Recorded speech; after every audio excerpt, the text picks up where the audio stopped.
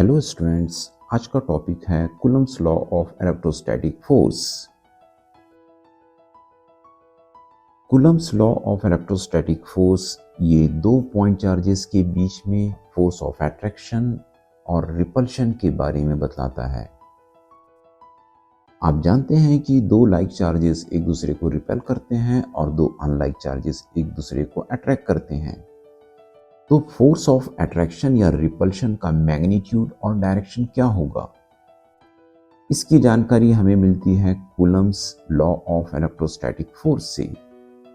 ये law state करता है कि द फोर्स ऑफ अट्रैक्शन और repulsion between any two point charges is directly proportional to product of magnitude of charges and inversely proportional to square of distance between them. या आप कह सकते हो कि दो पॉइंट चार्जेस के बीच में फोर्स ऑफ अट्रैक्शन या रिपल्शन दोनों पॉइंट चार्जेस के मैग्नीट्यूड के प्रोडक्ट के प्रोपोर्शनल होता है और यह दोनों पॉइंट चार्जेस के बीच की जो डिस्टेंस है उसके स्क्वायर के इनवर्सली प्रोपोर्शनल होता है।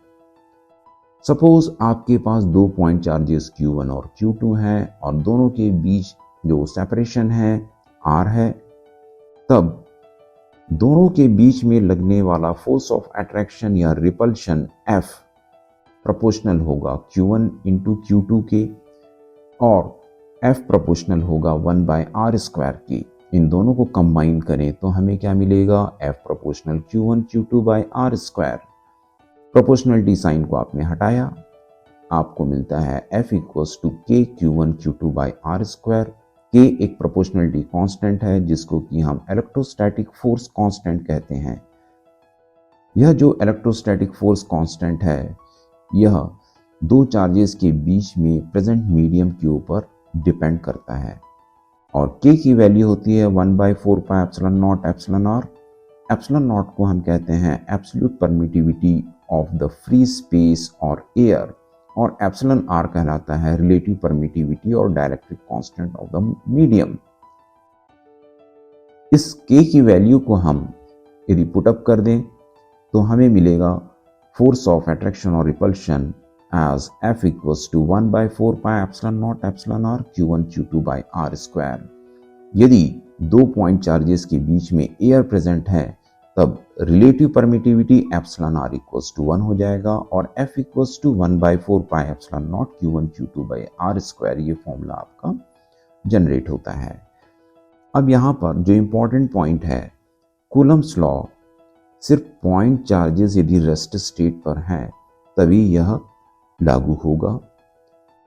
सेकंड पॉइंट, दो चार्जेस के बीच में फोर्स ऑफ अट्रैक्शन या रिपल्शन डिपेंड करता है इंटरवेनिंग मीडियम पर और यदि दो पॉइंट चार्जेस के बीच में एयर के अलावा कोई भी मीडियम हो तब फोर्स ऑफ इंट्रैक्शन डिक्रीज हो जाता है।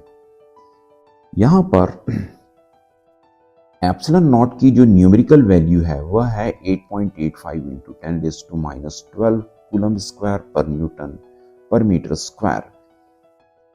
यहां पर जो फोर्स ऑफ अट्रैक्शन और रिपल्शन दो पॉइंट चार्जेस के बीच में लगता है यह एक कंजर्वेटिव फोर्स होता है, यह एक सेंट्रल फोर्स होता है। तो आज की वीडियो के लिए इतना ही काफ़ी है। अगले वीडियो पर पुनः हम मिलेंगे।